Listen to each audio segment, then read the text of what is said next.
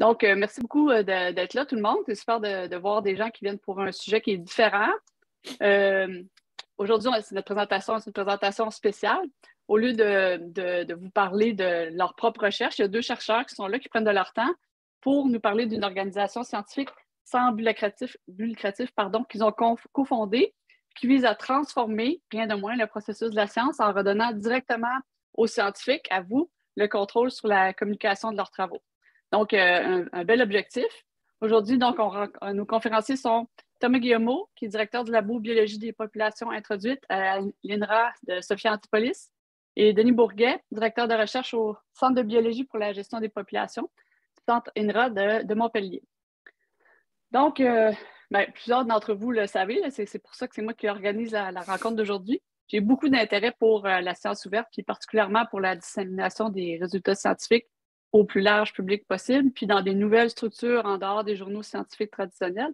Je vais vous parler pendant 1 minute de mon expérience comme pour introduire le sujet, mais ce n'est pas parce que ça me fait plaisir, pour le plaisir de parler de moi-même, mais c'est pour vous montrer que tout le monde peut contribuer à sa manière. Il y a plusieurs façons par lesquelles on peut faire ça.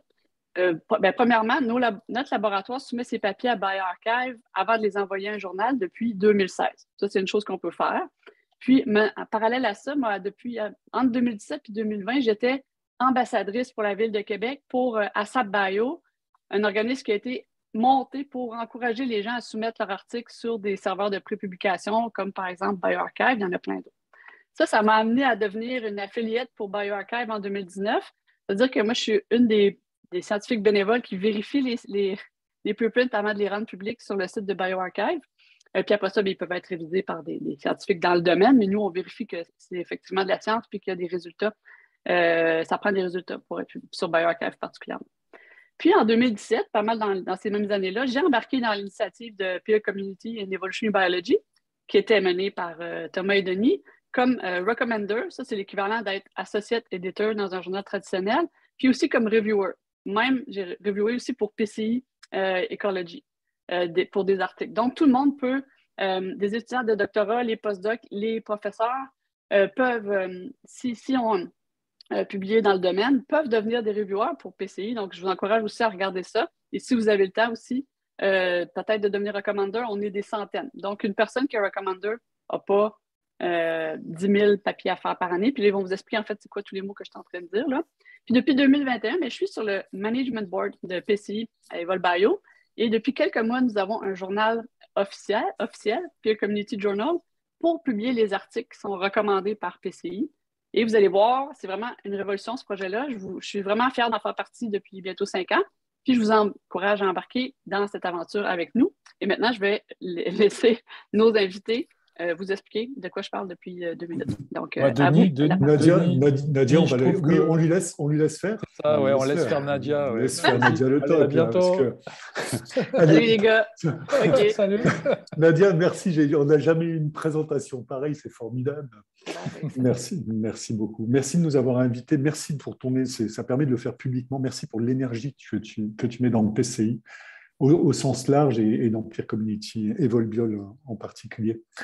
Donc, on va faire une présentation à 2 voix. On va vous expliquer effectivement dans le détail tout ce que tu as expliqué, Nadia. Donc, c'est moi qui vais commencer et Thomas va prendre la suite. Alors, I don't know, je le fais en anglais finalement ou je le fais en français, Nadia? In English. Go. In English. So, I will talk about PCI. And so, this is a project we started, as Nadia said, 5 years ago. We started this with Thomas here and Benoît Facon, and we all belong to INRAE. So in a single sentence, it is a free recommendation process based on peer reviews. A free recommendation process of preprints based on peer reviews. So we started PCI actually because we think that the publication system is facing several problems. And one of the problems is a scientific issue because there is a publication bias toward positive results. We all know how difficult it is to publish negative results. Think about also in biology, there is kind of storytelling in many papers with some hacking, which is hypothesis stated after results are known, which is clearly not good for doing science, good science.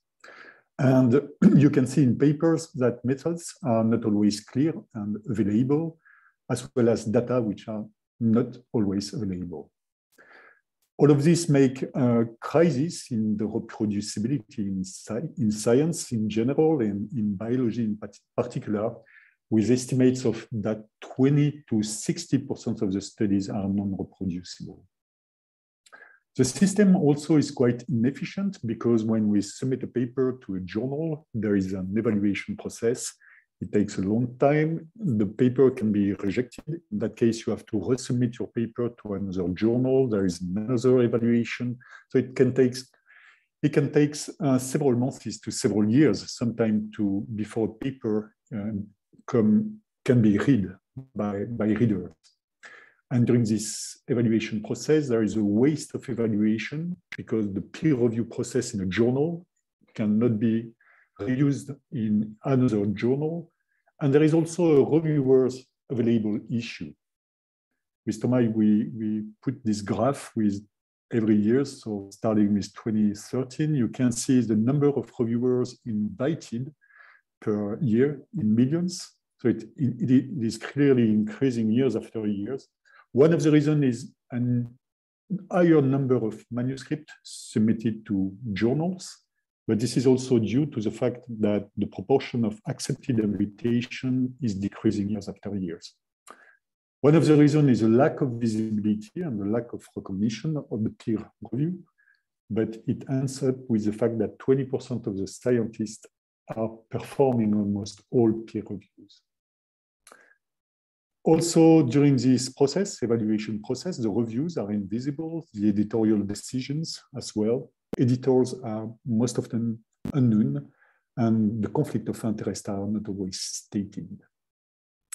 It's a closed system because less than 50% of the publications are published in open access, exactly 47% worldwide in 2017. And it's at last, and probably it is one of the most motivation for the more important motivation for starting PCI. It is a very costly system. I don't know in Canada, but in France, it is a market of 150 million per year. In Europe, it is 3 billions per year. And worldwide, it is a market of 10 billions. There is an estimate of 3 million articles published per year. So it gives an average cost of 3,000 euro per article. So it's not only a big business, but look at the profit margins made by those publishers. We give the numbers in 2019. You can recognize Elsevier, Springer Nature, Wiley.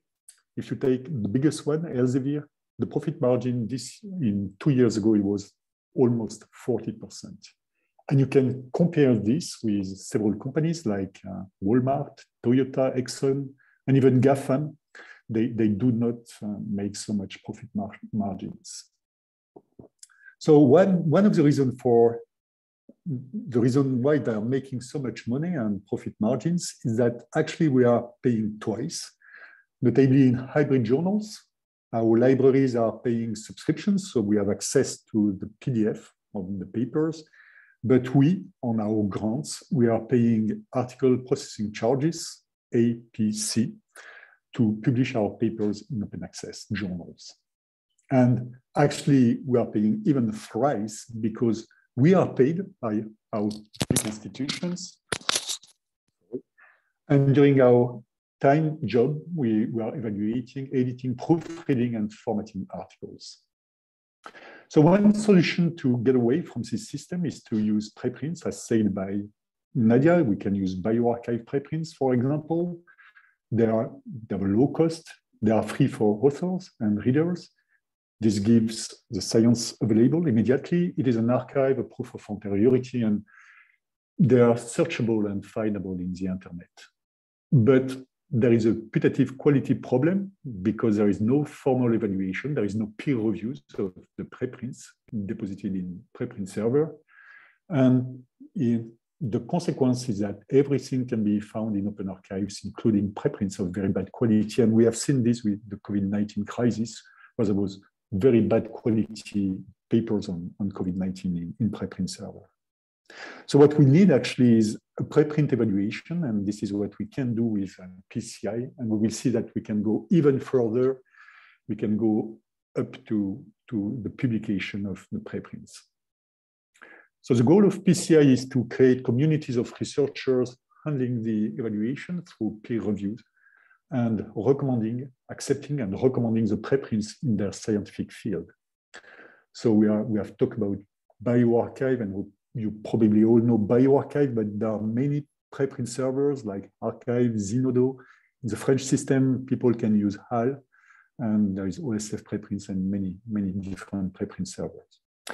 So as said by Nadia, we are researchers, we are evolutionary biologists with Thomas. So we started PCI Evolutionary Biology, it was the first PCI. 1 year later, we created PCI Ecology, and now there are 14 PCI, and Thomas will give you the details about those PCIs. So how PCI is working, how does it work? So first of all, if you want to submit your paper, for example, in ecology to PCI Ecology, you will have first to deposit it in a preprint server. It could be bioRxiv. We will ask you also to deposit your data, scripts, and codes in open repository. Then you will go to the PCI Ecology website. There is a submission form. You indicate the authors, the abstract, and you give the link to your preprint. So if it is a preprint deposited in bioRxiv, you will give the DOI to give the link to the preprint. And what you will do also is you will suggest recommenders to take in charge your paper. So Nadia is one of the recommenders of PCI Evolutionary Biology. I don't know if you are in ecology as well, but you suggest many recommenders close to your paper. So there is a validation step by the managing board that checks that everything is okay. And once they have validated the submission, the recommenders will receive an alert saying that there is a new submission. They can have a look on the preprint, and they can be interested by handling the evaluation of your paper. It can happen that none of the recommender is interested by your paper. So in that case, it is not considered by the PCI, and you can submit it elsewhere.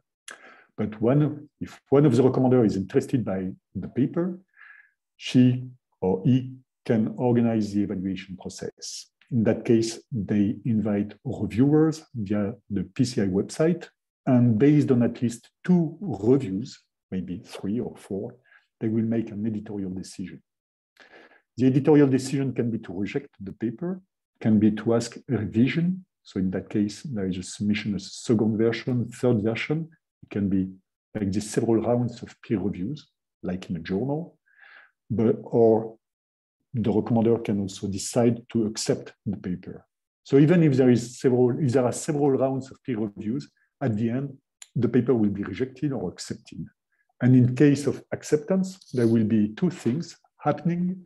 First, the authors will have to deposit a final version of the preprint in the preprint server, and the recommender will write a recommendation text. It is a kind of news and view where the recommender explains the context of the paper, the quality of the preprints, and the limit of the preprints. This recommendation text with the reviews and all the editorial correspondence is published on the PCI website.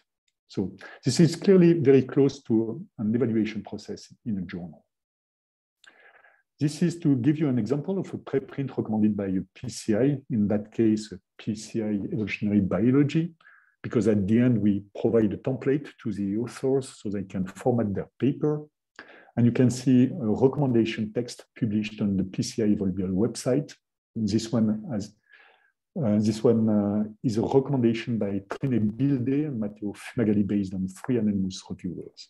So this was a recommendation of paper by Philippe Jarne, and you can see here the beginning of the recommendation text, and after the recommendation text, there are all the reviews.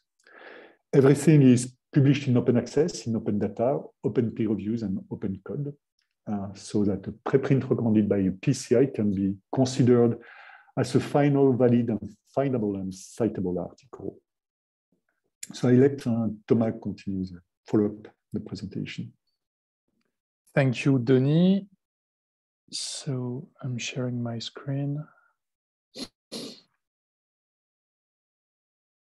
Okay, I hope that you can see my screen and that you can hear me correctly. Yes. So Denis just told you that a preprint that is recommended by a PCI is a valid and final article, but there are many authors, many scientists who prefer to have an article published in a classic journal. And this is for reasons related to the evaluation of the carriers, to get position, to get project funded, etc. And as a matter of fact, it is very important for young researchers, for instance, to get articles that are published in journals with a good notoriety, with a good image. So this is the reason why we propose a strategy for these authors to publish their articles that have been recommended by a PCI, to publish them in various kind of journals. So the first possibility, and it is very important, is the fact that you can directly transfer your article for publication into the peer community journal. So this journal is a Diamond Open Access journal, and I will explain you what it is exactly after that. You also have the possibility to submit your article into one of the many PCI-friendly journals, and you can also submit your PCI-recommended preprints into any journals that would accept the submission of preprints. So what is a PCI-friendly journal? So these are journals that have a specific commitment to PCI and that agree to use the PCI evaluation process in their own evaluation process. So we have three categories of PCI-friendly journals. The first one is like a top category with a very large commitment to PCI. So it's a category of journals that will accept without further peer reviews any preprints that have been recommended by a PCI. So the list of these journals is here, and there are many other journals that belong to this category, but they are specific to the preprints that have been, to the articles that have been recommended by PCI registered report. So I don't know if you are familiar with registered reports. There are specific articles that are based on pre-registrations, and these journals are specific to this PCI. There is a second category of journals, which is a medium commitment to the evaluation of PCI. And this is a group of journals for which the editor-in-chief will give you a fast response in less than 5 days to a pre-submission inquiry that you have to make as an author.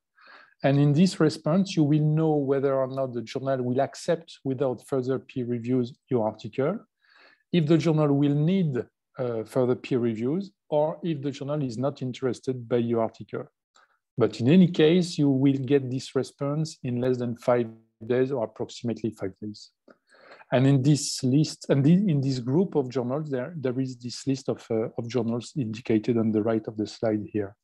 And there is also a third category of PCI-friendly journals with a low commitment to PCI. And in this category, the journals may use the evaluations of PCI if they think that the evaluations are adequate or appropriate concerning the article. And in this group, you have all these journals here, including PLOS ONE, eLife, etc.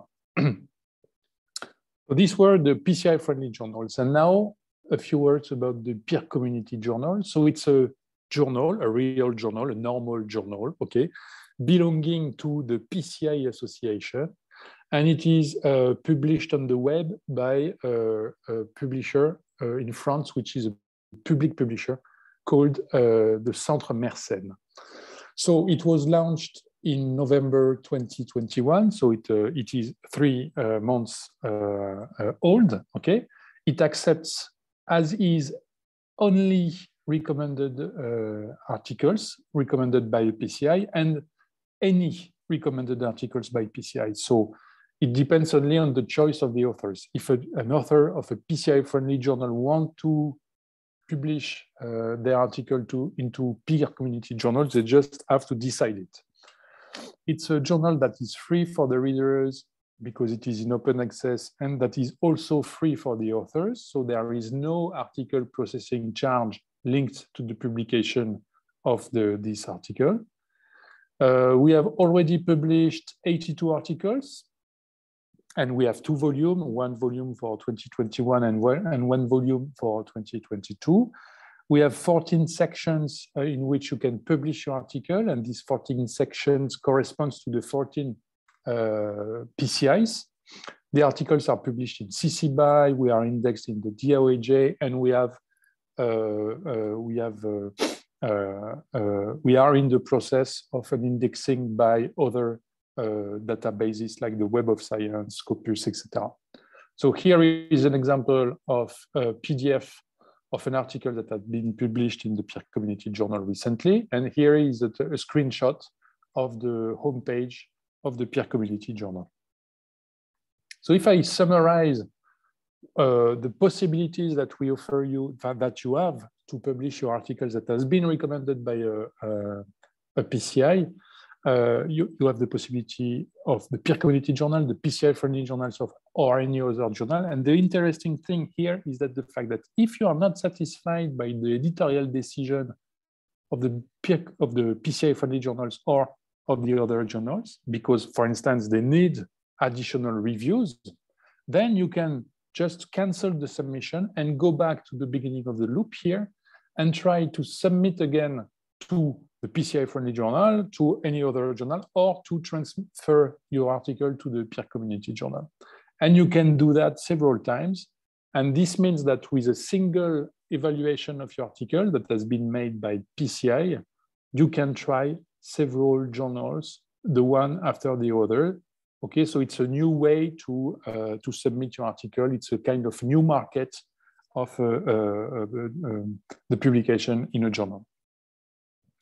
So we know rapidly if one of more PCI-friendly journals are interested and if they will request or not for the peer review. And then you can make a choice. And you will get a 100% chance to publish rapidly in a free open access journal, the peer community journal, that is already indexed in some databases and probably will be indexed in the major databases in the near future. So the consequences of the use of these systems are the following. We expect big, very large savings for research agencies, because we estimated that the cost of a paper in PCI and PCJ is about 150 euros at equilibrium. Okay, if we get many submissions, then this will be the cost of a paper in this system, to be compared to the 3,000 euros on average for the classic publication system. With this system, the results are accessible to all and right away because we use preprints, and this is the characteristics of the preprints. There will be a large transparency of the data, methods, scripts, and also of the evaluations, and this is good for reproducible science. Also, the editorial policy of journals that sometimes is not very clear can be replaced by a very clear and argued recommendation text, because we publish this recommendation on the PCI website. Very importantly, there is a single evaluation that can be used for many journals, and this can save a large amount of time if you have to submit to several journals in case of rejection. And also, this is a mean to break the publisher's business because the PCI system and the peer community journal system is related to the diamond open access economic model. So I'm going to give you some numbers, some pictures about PCI and the working PCIs. So we have currently 14 PCIs that do function, okay? We have received about 500 submitted articles. So this is a number which is both large and not large, because this is a very young initiative. We have recommended 275 articles. So there are many articles that are still in evaluation, and we have rejected some of them also. The median time to first decision is 47 days, which is comparable to many journals in our fields. We have many recommenders playing the role of associate editors. For instance, we have more than 400 of them in peer community in evolutionary biology. We have many PCI-friendly journals, and we have also many supporting organizations that provides us with financial funding and also symbolic support. So, and this is very important because we are a non-profit and non-commercial organization, so we need this kind of support to be able to function. So the PCIs that currently exist are the following. So we started with PCI evolutionary biology, then we opened ecology and paleontology, which are neighbors to the evolutionary biology. And then we opened several different PCIs, and we ended last year to open the PCI registered reports, PCI ecotoxicology, and the PCI infections. So we have some supports from various learning societies, including the European and American Society for Evolutionary Biology. And we also have the support from many societies in ecology. We have fundings from many universities and national research organizations in France, but not only in France. We also have some Belgium universities supporting PCI. We have universities in the Netherlands. We have institutes in Germany with 2 Max Planck institutes in evolutionary biology supporting us, etc. And we also have some libraries from North America, from Montreal and from Colorado State University, and also from the Royal Danish Library that support us, which is very, very important. We have been funded so that we can pay some web developer to help us to develop the back office of the PCI. We have won a prize, which is the Liber Award from Library Innovation. So Liber is a group of librarians from library of universities in Europe, and we have won this prize. And we are also participating to a project which is very important.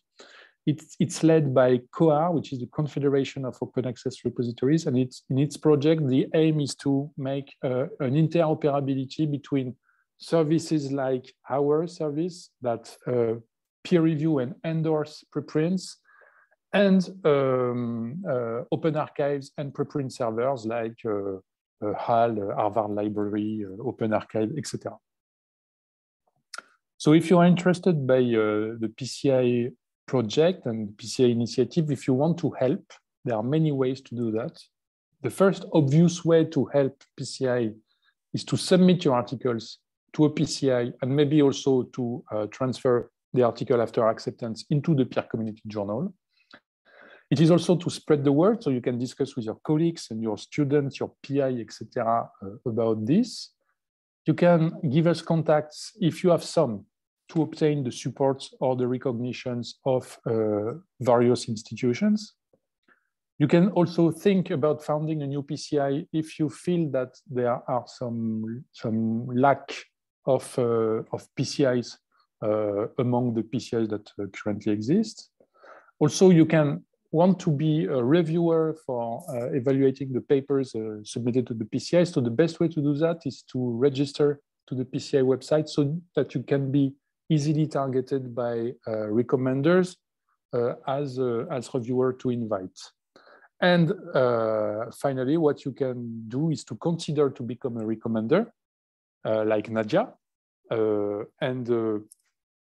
If you want to become a recommender, the best thing is to ask Nadia how to do that, or to ask us, and we will be very pleased to answer you. And with that, this is the end of this talk. So we thank you very much for the attention, and we will reply to all your questions, comments, and criticism with pleasure right now. So thank you very much. Merci beaucoup.